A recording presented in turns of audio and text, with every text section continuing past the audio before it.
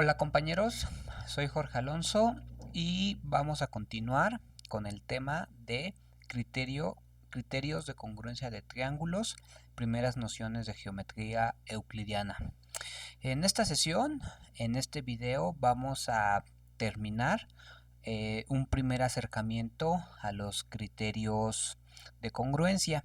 Ya establecimos que para nosotros va a haber los siguientes criterios de congruencia. Nosotros ya hemos estado viendo a lo largo de estos videos que el criterio LAL lo tomamos como axioma de congruencia. Ya demostramos el criterio lado-lado-lado.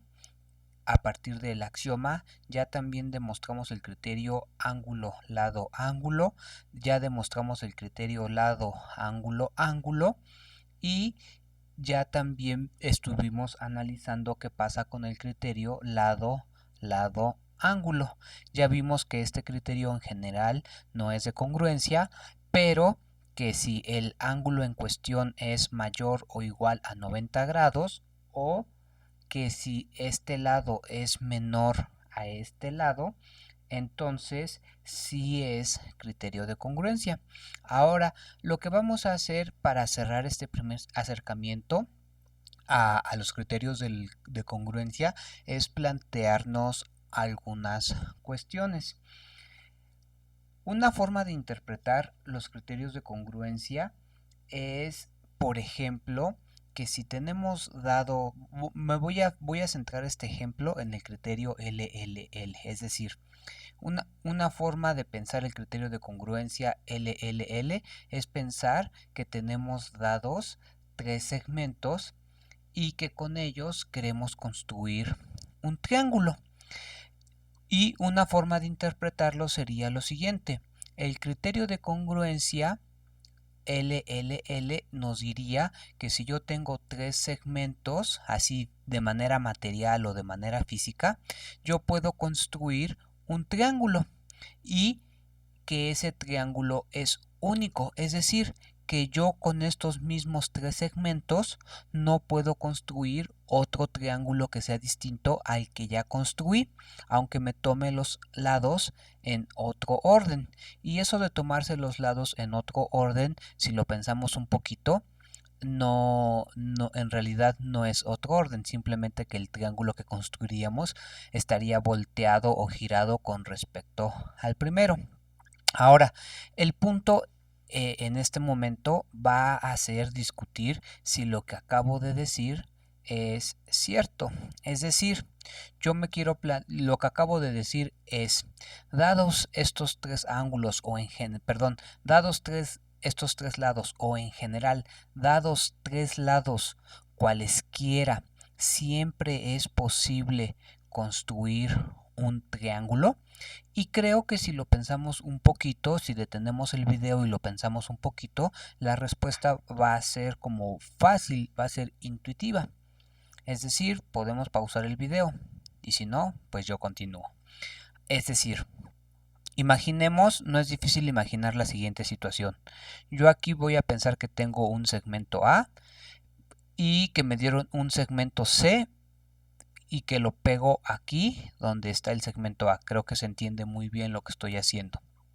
Y que aquí pego el segmento B. Es decir, estoy pensando que básicamente me dieron el segmento A, piensen que este segmento es del mismo tamaño que me dieron el segmento B más o menos así y que me dieron el segmento C más o menos así. Es decir, como están aquí.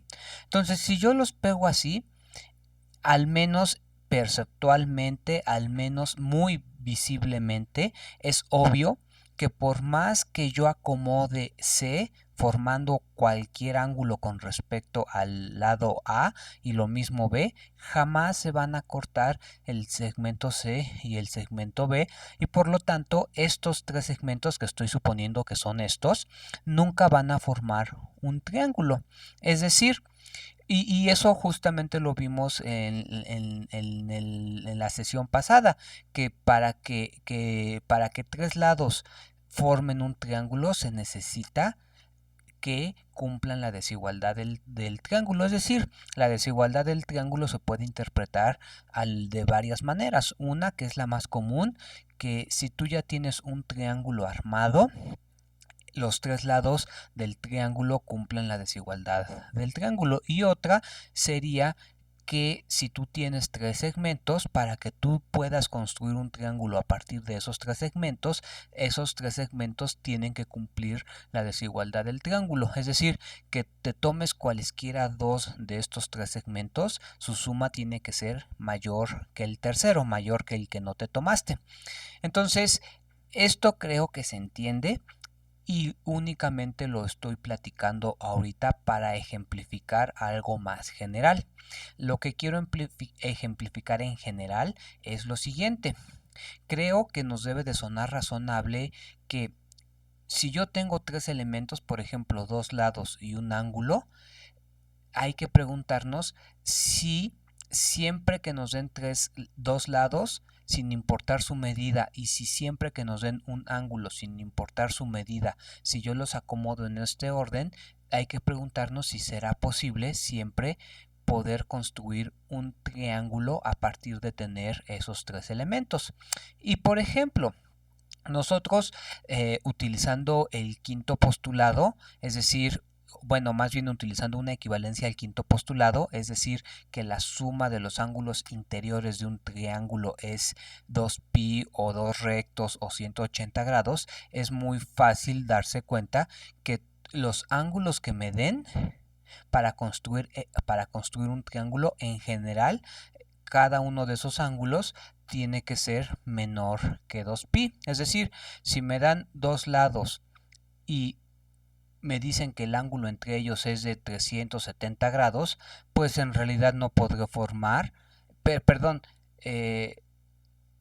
lo dije mal, la suma interior de los ángulos de un triángulo es menor que pi. Entonces, si me dan dos lados y me dicen que el ángulo entre ellos es, por ejemplo, 190 grados, es obvio que yo no voy a poder formar un triángulo que tenga esos tres datos, lo cual siento que en verdad es demasiado intuitivo, solamente lo quiero poner explícitamente en este momento.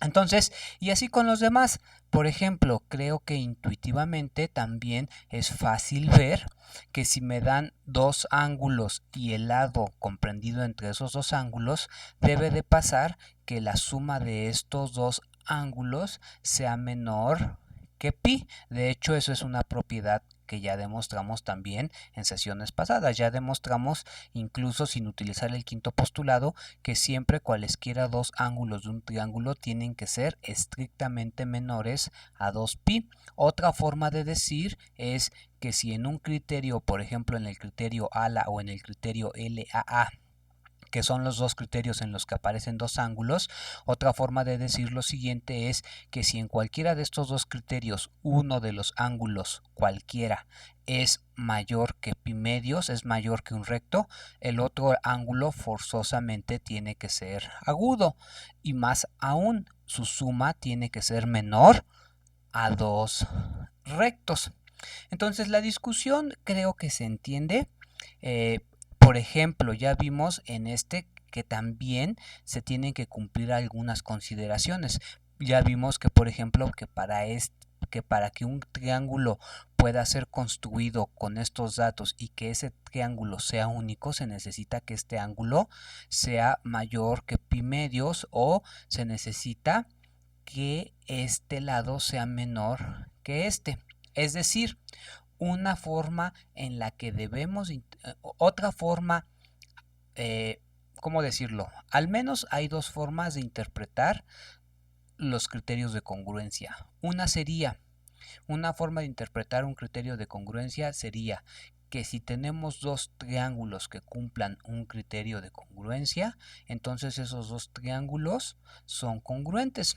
Otra forma sería la siguiente: si nos dan tres elementos de un criterio de congruencia, de entrada, si con esos tres elementos es posible construir un triángulo, porque ya vimos que en general no siempre es posible construir un triángulo con esos tres elementos, aunque esos tres elementos sean los tres elementos que aparecen en el criterio de congruencia. Entonces, si nos dan tres elementos que cumplen un criterio de congruencia, si es posible construir un triángulo con esos tres elementos o con esos tres datos, entonces el criterio de congruencia me garantiza que ese triángulo es único. Entonces eso lo podemos expresar de esta manera. Dados los tres elementos,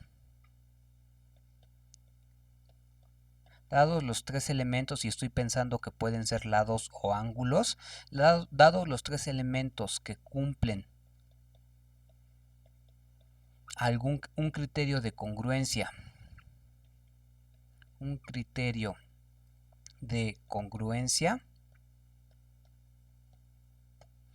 coma, si es posible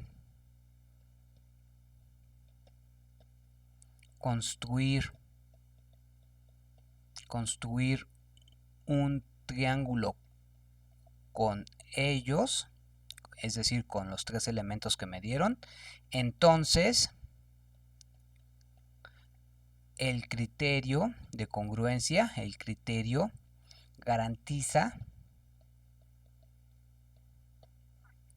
que tal triángulo es único. Esta sería otra forma de interpretar un criterio de congruencia. Insisto, la más conocida, la más usual es un criterio de congruencia. Significa que si tienes dos triángulos que cumplen ese criterio de congruencia, esos triángulos son congruentes. Esta forma de interpretar un criterio de congruencia, digámoslo así, se enfoca en si de entrada es posible construir el triángulo o si no. Entonces, con lo que acabamos de platicar, podemos hacer como una pequeña tablita que resuma esta información. Es decir, yo aquí voy a poner LLL, el primer criterio de congruencia. Y aquí voy a poner las condiciones que se deben de cumplir para que para que en verdad se pueda construir un triángulo a partir de estos tres datos. Es decir, no me pueden dar tres lados de cualquier tamaño. Y un comentario que se me estaba pasando a hacer es el siguiente. En general, para todos los criterios con lo que acabamos de discutir, creo que debe de ser claro que en general los elementos que aparecen en los criterios deben de cumplir alguna relación entre ellos, que no pueden ser totalmente arbitrarios. Por ejemplo, en LLL ya vimos que deben de cumplir la desigualdad del triángulo, es decir, están cumpliendo alguna relación entre ellos. Por ejemplo, en ALA se debe de cumplir que es, por ejemplo, simultáneamente no pueden ser estos dos ángulos mayores que un recto. Si se fijan, y lo mismo aquí, y si se fijan en general, son pocas las consideraciones que hay que hacer. En general, la primera consideración es nunca un ángulo puede ser mayor que dos rectos. Si aparecen dos ángulos, esos dos ángulos, si uno es mayor que un recto, el otro ya tiene que ser forzosamente agudo y así. Y en general no son muchas las consideraciones. Por ejemplo, en este criterio, en este criterio y también en el axioma, los lados no tienen restricciones, es decir, en este criterio lo único que se debe de cumplir es que este ángulo no sea mayor que dos rectos. Y L y L pueden valer en verdad cualquier valor, no tienen restricciones los lados. Aquí se debe de verificar la desigualdad del triángulo nada más. Aquí se debe de verificar que la suma de estos dos ángulos sea menor que pi. L no tiene restricción. Aquí se debe de verificar lo mismo para estos dos ángulos. L no tiene restricción. Y aquí vemos que este es el que tiene más restricciones, porque de hecho en general no es criterio de congruencia. Y si se cumplen algunas relaciones, por ejemplo que este ángulo sea mayor o igual a un recto, entonces ese sí va a ser criterio de congruencia sin importar cómo son estos dos lados, o que este ángulo o que este lado sea menor que este, y entonces también habría que verificar que este ángulo fuera en general menor que dos ángulos rectos. Entonces eso que acabo de decir lo podemos esquematizar de la siguiente manera. Aquí este sería nuestro criterio.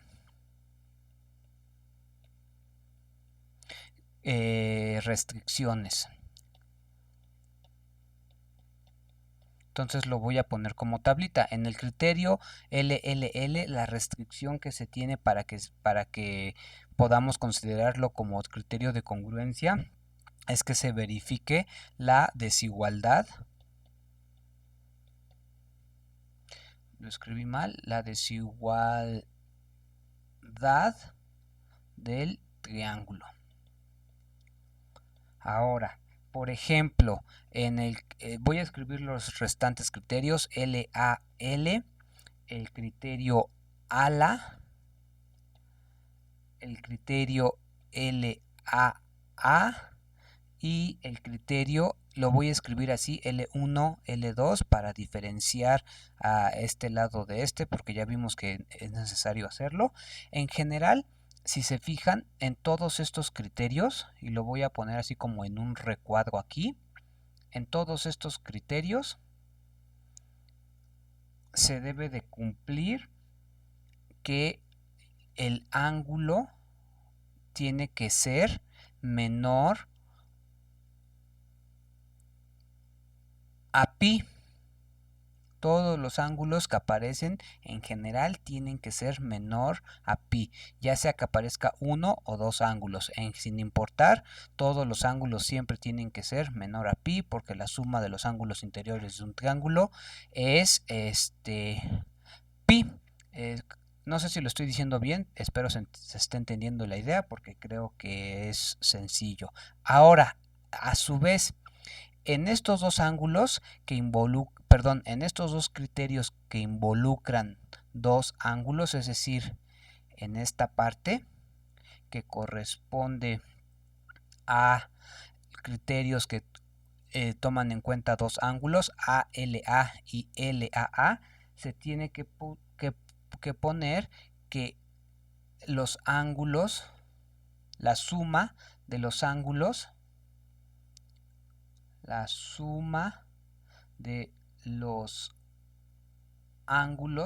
debe de ser menor que pi también, para que yo pueda construir de entrada un triángulo con esos datos.